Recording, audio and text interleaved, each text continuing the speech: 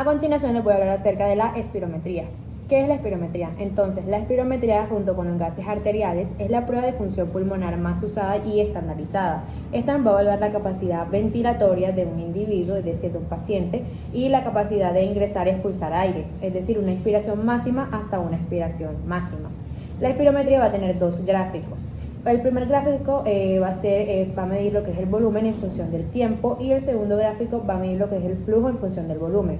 En la espirometría nos va a tener que importar el tiempo, es decir, se le va a pedir al paciente que lo haga en un menor tiempo posible. Por eso todos los parámetros de la espirometría forzada van a terminar con el prefijo de forzado, porque estamos forzando al paciente de que lo haga en un menor tiempo posible. Entonces, ¿cómo se realiza la espirometría? El paciente se va a colocar generalmente sentado con la nariz ocluida y va a respirar por una boquilla unida a un sistema que va a medir el volumen de aire, el tiempo y la velocidad de entrada y salida del aire, es decir, el flujo inspiratorio y el flujo expiratorio. Como se puede observar en el video, el paciente va a estar sentado con la nariz ocluida y va a respirar por medio de esta boquilla. Bueno, entonces les hablaré acerca del primer gráfico. En el primer gráfico se le va a pedir al paciente que inspire lo máximo posible sin el aparato. Luego se va a colocar el aparato en la boca y va a expulsar todo el aire que ya fue inspirado. El volumen de aire que va a quedar en el pulmón, que no sale y no se puede medir con la espirometría, es el volumen residual. Ahora, muy bien, viendo el gráfico, cuando vemos la morfología de este gráfico, se va a observar que se va expulsando todo el aire, donde se va expulsando menos aire hasta llegar a un punto donde no se va a expulsar más aire. Ese punto se denomina meseta. En este momento donde no se va a expulsar más el aire, que es el momento donde se expulsa todo el aire que se puede movilizar, se denomina CVF, que este es la capacidad vital forzada, todo lo que una persona puede movilizar. Entonces, hay otro gráfico en el mismo gráfico van a haber otros datos que se va a observar. Este es cuando ingresando al eje del tiempo se va a buscar en el primer segundo y se observa el volumen que una persona expiró en el primer segundo, es decir, el volumen expirado forzado en el primer segundo.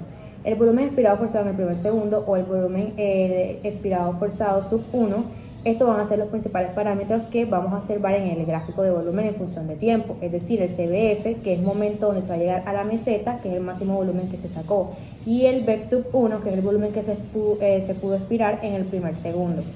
Ahora bien, bueno, vamos a hablar entonces de la maniobra adecuada que se debe de realizar para realizar una espirometría. La persona que realiza esta prueba certifica que el espirómetro va a funcionar adecuadamente, que está calibrado y que el paciente hizo el esfuerzo máximo y expulsó todo el aire posible, que son los criterios de maniobra adecuada. El paciente debe hacer 3 maniobras, la capacidad vital y de BEF sub 1. Van a diferir menos de 150 mililitros entre ellos. El informe final se va a hacer con el mejor BEF sub 1 y la mejor capacidad vital. Para imprimir el informe se va a escoger la curva en la cual la suma de capacidad vital y el BEF sub 1 es más alta, y de ella se van a tomar los flujos expiratorios. Entonces, la maniobra expiratoria adecuada que se va a realizar va a comenzar con un inicio adecuado. El inicio de la curva va a ser súbito, perpendicular y continuo, sin ninguna duda. El volumen extrapolado va a estar menos al 5% de la capacidad vital forzada, o menos al 150 mililitros. Las características del trazo: no debe haber ninguna irregularidad ni tos en el primer segundo. El volumen aumenta y no va a disminuir en el trazo. No hay terminación súbita de la expiración, va a haber una aparición súbita de la meseta, ni caída abrupta del flujo. Entonces esto va a tener un final adecuado. La línea expiratoria va a lograr la meseta, el volumen no va a cambiar en más de un segundo y el tiempo expiratorio va a durar 6 segundos o más en niños en 3 segundos. La prueba adecuada y selección del informe debe tener 3 maniobras aceptables, en las cuales las dos mejores medidas de capacidad vital van a diferir menos de 150 mililitros y las 2 mejores medidas de volumen expirado forzado en el primer segundo van a diferir menos de 150 mililitros. Si no se logra el criterio anterior después de 8 maniobras, tiene que suspender el procedimiento y se debe de agendar una nueva cita. Entonces, en el informe final, la mejor capacidad vital forzada y el mejor volumen expirado forzado en el primer segundo de curvas aceptables, no importa que no sean de la misma curva. La mejor curva es la que tiene la mayor suma de volumen expirado forzado en el primer segundo más la capacidad vital forzada. La gráfica y flujos va a dar una de las mejores curvas, deben de tener estos dos sumados.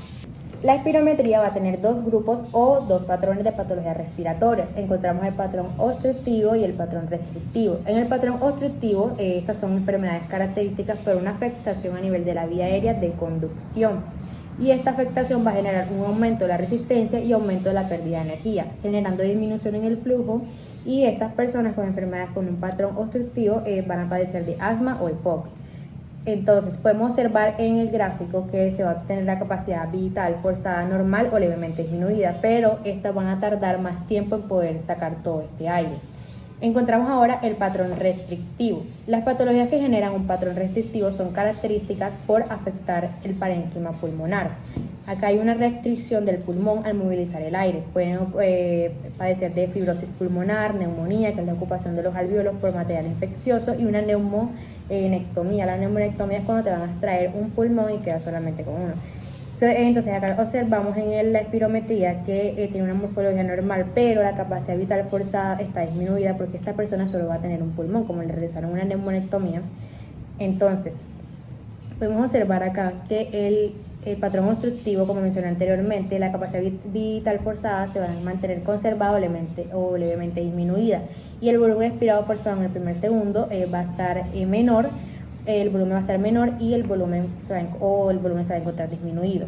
En el patrón restrictivo se va a encontrar la capacidad vital forzada disminuida y el volumen expirado forzado en el primer segundo disminuido.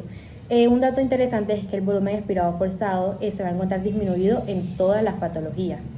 Hay un parámetro más que se puede ver en la relación de estos dos parámetros. Encontramos el índice de Tifon. Este índice de Tifon va a salir gracias a la relación que hay del patrón obstructivo y el patrón restrictivo. Entonces, el índice de Tifon es lo que se va a expirar en el primer segundo con respecto a todo lo que se expira. En el primer segundo vamos a expirar menos a comparación de lo que se expira totalmente. Entonces, este índice de Tifon va a ser entre 0 y 1 y se puede expresar en porcentaje. Si los porcentajes, si lo necesitan en porcentaje, multiplican solamente 0 y 1 por 100 y nos dará el resultado en porcentaje. El índice de Tifon normal va a ser mayor o igual a 0,8, entonces 0,8 multiplicado por 100 nos daría un 80%.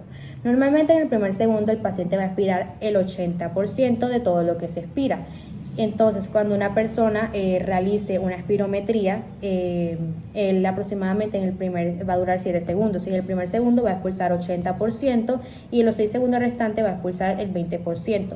Entonces, vamos a observar la connotación de las diferentes patologías con el índice, que están relacionadas con el índice de Tifon.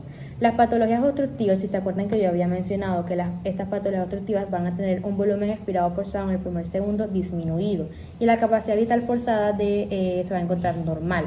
Si se divide algo disminuido por algo normal, nos va a dar un resultado disminuido. Entonces, las patologías obstructivas van a tener un índice de Tifon disminuido menor al 80%.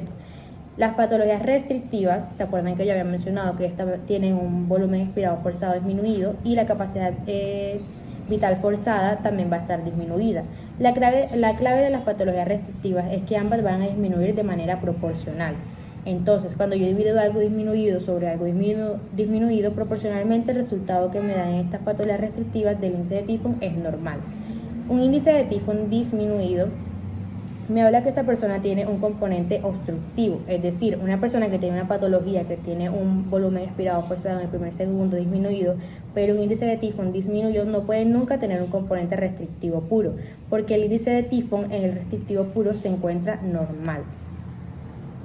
Ahora, en el patrón mixto, vamos a poner de ejemplo un paciente con asma, que esto es una patología obstructiva y encima le van a extraer un pulmón, que es una patología restrictiva, porque le están realizando una neumonectomía, es decir, también va a tener una enfermedad restrictiva.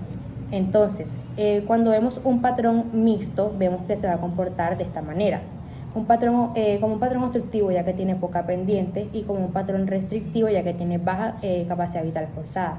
En las patologías mixtas hay poca capacidad vital forzada y el volumen expirado forzado en el primer segundo se va a encontrar disminuido, mucho más disminuido que el volumen expirado forzado en el primer segundo, que la capacidad vital forzada. Y de ahí es que el índice de Tifon también está disminuido, ya que tiene un componente obstructivo del patrón mixto. ¿Por qué razón? Porque es que si se tiene un componente obstructivo, se van a obstruir las vías respiratorias. Ahora vamos a hablar del segundo gráfico. En el segundo gráfico, el flujo va a estar en el eje Y en función del volumen, como les había mencionado anteriormente. Acá sacamos del medio el parámetro del tiempo. Entonces, vamos a regresar a la diapositiva anterior.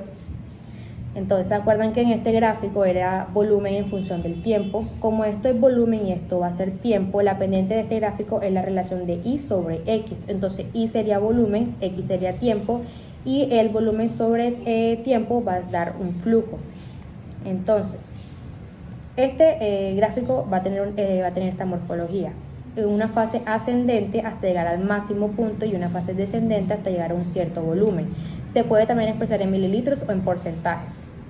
En la espirometría se le va a pedir al paciente que expire y también se le pide una vez que haya terminado de expirar, inspire lo máximo posible. Como se puede observar, hay una expiración y una inspiración. La parte de acá es la expiración y otra cuando esta es inspira. Se puede ver ver la expiración y la inspiración, pero la que más importancia le estaremos dando es la parte expiratoria, aunque luego vamos a ver en qué afecta también la fase expiratoria. Esto también va a tener dos datos. Encontramos que el PF es el pico flujo, que es el máximo flujo que una persona puede llegar, y el CBF, que es la capacidad vital forzada, como ya sabemos, es el máximo volumen que una persona expulsa. Si nos ubicamos desde el pico flujo, nos va a dividir el gráfico en dos. Una parte que va a ser la pendiente positiva, que es el esfuerzo dependiente, y la segunda parte va a ser una pendiente negativa, que es el esfuerzo independiente. Ahora vamos a ver cómo se van a comportar los patrones de enfermedades. Las patologías restrictivas se van a encontrar caracterizadas por la capacidad vital forzada disminuida. Entonces acá observamos que tiene una morfología normal, va a subir de manera constante y va a bajar de manera constante.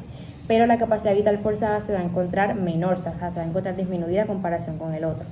Entonces los patrones obstructivos van a afectar principalmente a la vía aérea de conducción, como ya les mencioné anteriormente. La vía aérea de conducción, este patrón obstructivo va a tener se va a dividir en la vía aérea de conducción inferior y la vía aérea de conducción superior. En la vía aérea de conducción inferior, va a afectar lo que es la expiración y se va a encontrar conservado en la inspiración.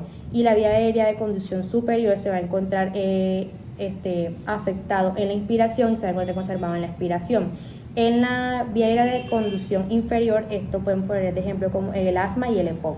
Entonces, las enfermedades que afectan la vía aérea inferior, estos van a tener una afectación de inspiración en la primera parte, no se va a encontrar afectada, y el pico flujo se va a encontrar menor, como se puede observar. Cuando expiramos, lo primero que sale va a venir de la vía aérea de conducción superior, y la parte esfuerzo independiente, que es la segunda parte que yo mencioné anteriormente, el aire de vía aéreas, va a venir el aire de las vías aéreas inferiores. Va a haber un aumento de la resistencia, que es cuando el flujo cae, y eso es lo que denominamos el hachazo de enfermedades obstructivas. Luego, si la persona inspira como la vía aérea inferior no tiene afectación a la inspiración, esta será normal.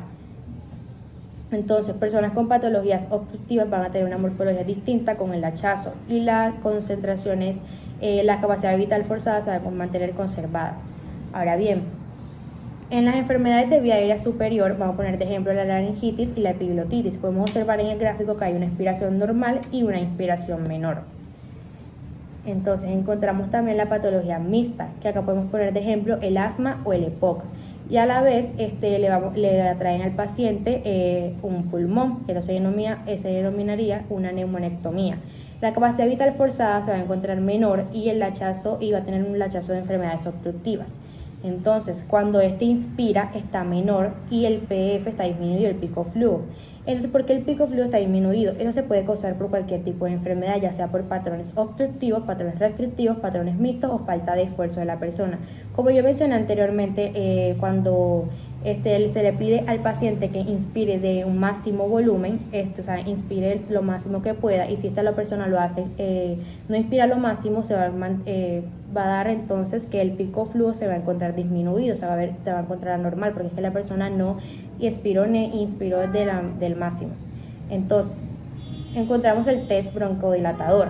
Este test broncodilatador es una prueba respiratoria básica que se realiza tanto en pacientes que se sospecha que tienen asma como los que también se sospecha que tienen EPOC, la enfermedad del fumador. La prueba broncodilatadora o test de broncodilatación no es más que repetir la espirometría después de haber respirado una medicación, que prácticamente va a abrir los pulmones, es decir, como que broncodilata los pulmones. Entonces vamos a observar este video que se le va a dar al paciente un inhalador para ver si el paciente tiene una respuesta broncodilatadora a este inhalador. Este es un spray, lo colocaremos en la cámara, es muy sencillo de realizar. Se debe realizar 4 inhalaciones. El médico tratante va a ayudar a tomar las 4 inhalaciones. Después se va a esperar durante 15 minutos a que haga efecto. Se vuelve a repetir exactamente lo mismo y ahora se va a utilizar la cámara inhalatoria. El médico va a apretar el inhalador y el paciente se coloca la parte posterior en la boca y va a comenzar a inspirar y expirar, es decir, a inhalar y exhalar fuertemente. Se va a realizar 4 veces con tranquilidad. Se espera 15 minutos que haga efecto el inhalador. Entonces, ¿qué uso clínico? Entonces, vamos a ver cuál es el uso clínico de la espirometría, es decir, la utilidad de la espirometría. Este sería identificar un defecto ventilatorio, es decir, obstructivo o restrictivo, que es compatible con una enfermedad. También graduar la gravedad del defecto ventilatorio, es decir, si hay una obstrucción leve, moderada o severa, y su relación con la gravedad de la enfermedad y pronóstico. Y también evaluar los cambios con el broncodilatador o con el tratamiento para definir si la obstrucción mejora significativamente o regresa a lo normal, ya sea que provoque asma, y seguir la evolución de la enfermedad y la respuesta al tratamiento.